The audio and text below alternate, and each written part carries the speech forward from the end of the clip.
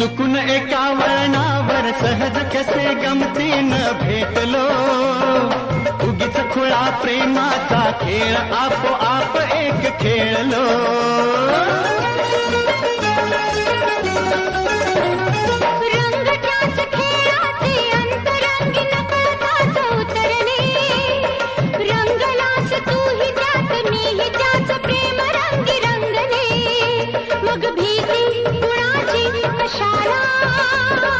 भीती कुणाची कशाला, भीती कुणाची कशाला, अगं भीती कुणाची कशाला.